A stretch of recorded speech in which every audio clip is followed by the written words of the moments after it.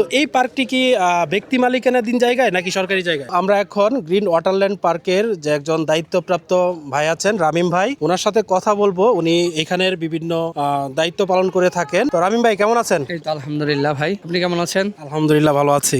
ইতিমধ্যে এই পার্কটি বিভিন্নভাবে ভাইরাল হয়েছে, আর এই পার্কের যারা ভিডিও দেখে অনেকেই কমেন্ট করে বা অনেকের অনেক কিছু জিজ্ঞাসা থাকে, সেরকমই মানুষের কমেন্টের উত্তরটি আজকে আপনাদের কাছ থেকে খুঁজে নেব বা জানতে চাইবো। তো প্রথম কথা হচ্ছে, এই পার্কে বর্তমানে কি কি রাইড চালু আছে? এই পার্কে এখন আমাদের বর্তমানে আছে আপনার নাগরদোলা, তারপর স্লিপার রাইড, জাম্পিং, বক্সিং, তারপর হচ্ছে কায়াক বোর্ড, আর হচ্ছে ওয়াটার জর্বিং বল। এই রাইডগুলো বর্তমানে চালু আছে, এবং ভবিষ্যতে আপনাদের এই পার্কে কি কি রাইড যুক্ত হতে পারে? ভবিষ্যতে আমাদের প্ল্যানিং হচ্ছে এখানে আমরা ফার্স্ট যে পাইরেট শিপ, যেটা নৌকা বলে, সেটা আসবে। তারপর ধীরে ধীরে আমাদের প্ল্যানিং হচ্ছে জিপ লাইন, ট্রেন, তারপর হচ্ছে ওয়াটার টাইপের আরো কিছু রাইড অ্যাড করা। প্রিয় দর্শক, বোঝাই যাচ্ছে রামিম ভাই যেমনটা বলছিলেন যে এখানে পরবর্তী সময়ে যেহেতু পার্কটি নতুন করা হয়েছে, আস্তে আস্তে করে অনেক রাইডই যুক্ত হবে এখানে। আমরা আশা করি যে এই পার্কটি আরো আধুনিকতা এবং নান্দনিকতায় ভরে উঠবে।